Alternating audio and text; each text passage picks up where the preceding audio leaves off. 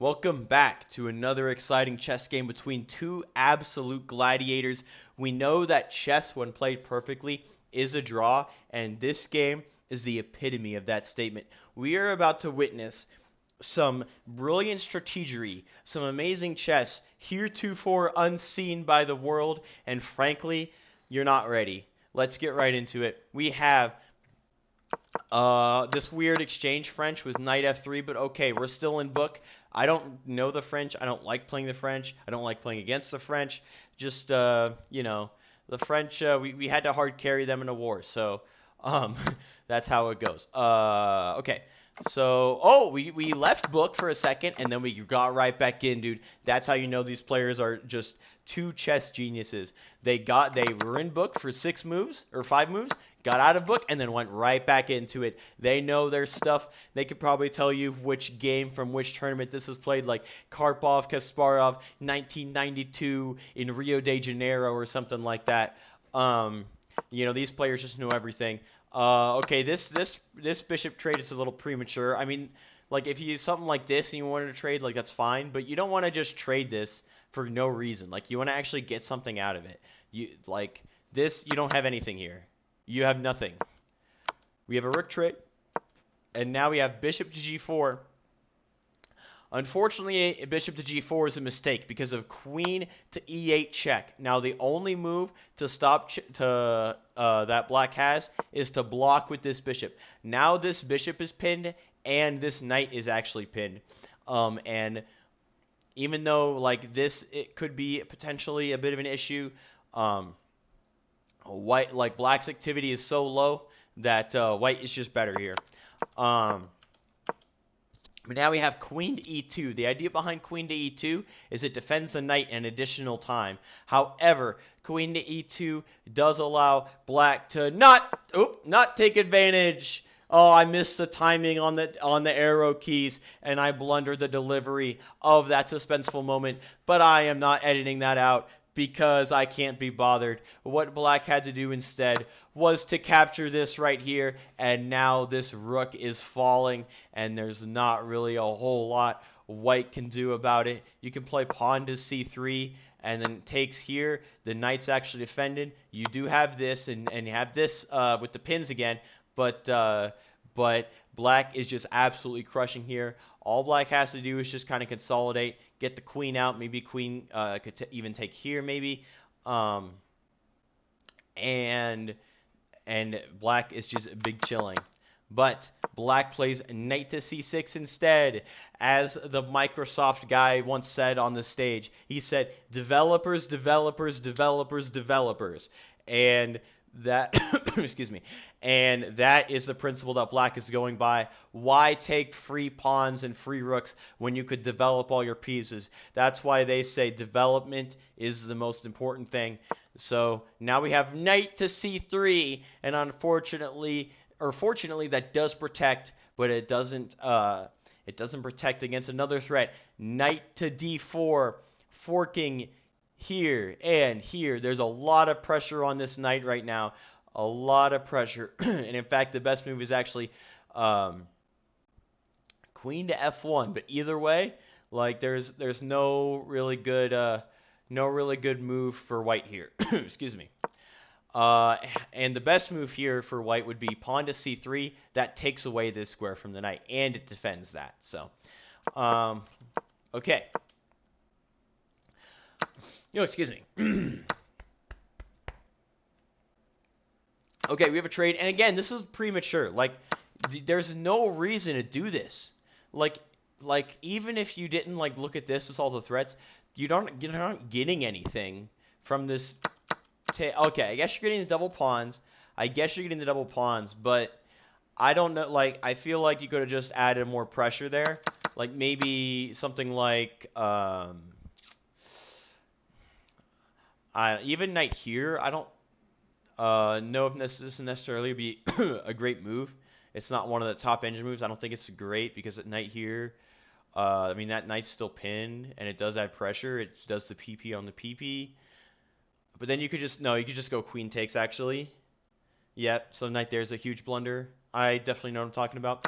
That's what I get for being out of practice. Haven't played chess in a while. Been playing too much Advance Wars, and now my chess skills are they're just not there anymore. I'm actually just so washed. But okay, we have a trade. White gets a double pawns. Knight to e5, attacking the bishop and the pawn. Um, and knight captures on d5. All right, that was a free pawn. And now, instead of capturing the free pawn, black actually captures the bishop, which Stockfish prefers, and that's why black is better than me. Because I would have just taken the free pawn with check, but Stockfish says, nope, you're wrong. Taking the bishop is actually better, even though you're not winning in a material. Now white's pawn structure is super compromised. We got the isolated pawn.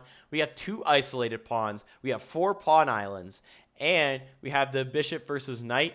And the bishop is going to be way better than the knight here on an open board with pawns on 2 sides of the board. Rook goes to d8. Bang, X-ray attack. Knight goes back, take. And then now rook goes to e1. And now we have pawn to h6, creating a Luft for the king, however you say that. It's the German word for air, Luft. And it's like a chess term. And it's the official chess term for this, actually, because the Europeans are better than us at chess, so they get to make the terms. And Luft is German for air, and that's why they get like the Luftwaffe, the Air Force. And it's just like an air hole for the king, so you can't be back rank mated. Oops. You can't be back rank mated, even though right now the bishop can go back and block. But it's a very good move. It's a very good move. Now king to g2, defending this pawn. Now rook to d2, putting pressure on this pawn and putting pressure on this pawn. Now, now white here has 8 minutes and 20 seconds left and spends 9 of those seconds to find this move.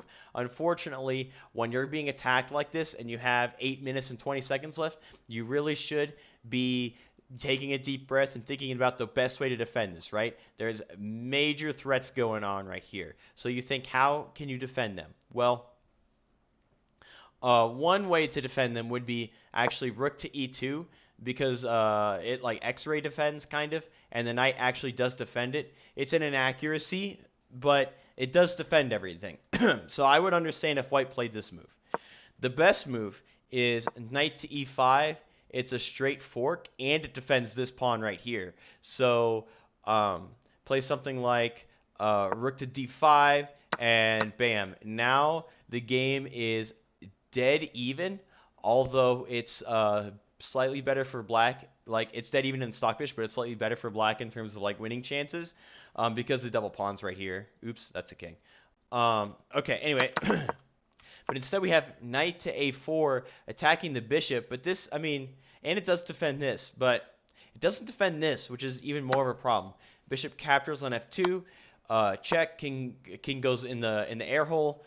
King to f1, and getting out of the discovery range. Now this pawn is still protected, but black maybe could play something like this to protect it, but okay, black plays pawn to f6, fair enough. And now we have rook to e2, defended by the king. So we have a trade. That trade is pretty much forced. Bishop to g1, attacking the pawn. Now you can protect it by just moving the pawn up 1 square. It's on a light square. This bishop can never take it. And you just want to keep all of your pieces as much as possible on light squares, and then this bishop is just going to be just running around like a chicken with his head cut off because it can't do anything if all white's pieces are on light squares. But white decides to push this pawn on the other side of the board and just give up this pawn. All right, sometimes one must be sacrificed for the good of many. Now we have knight to c5 attacking this pawn, but now bam, counterattack. Okay, knight to d7. Pawn to h5, moving up. Okay, pushing the passed pawn. King f2. Bishop now attacks this pawn. But now we have king to g2.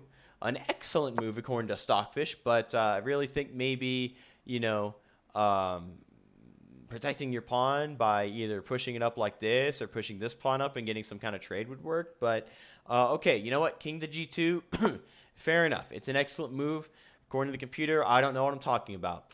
Now bishop takes and king goes over here to h3, and as you can see the arrow from when I was looking at this game before recording, the bishop can easily drop down to e1 and defend the pawn, or you can play pawn to g5, defending the pawn like this. However, that does give up knight captures on f6 check. King moves out of the way, and now knight to d5, attacking the bishop. Bishop moves out of the way. Knight checks on e7, and that is just a free knight. Bam.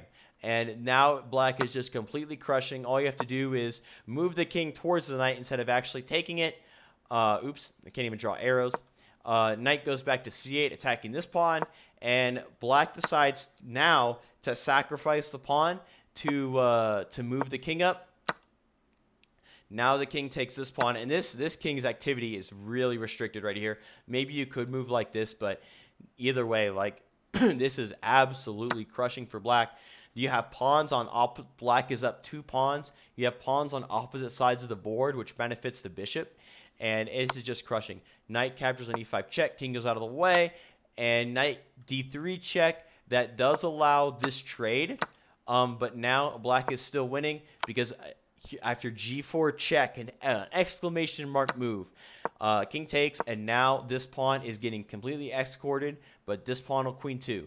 Black will queen first, but it's not with check, and white can queen with check. And now look at the analysis. The only move that wins, king to e3.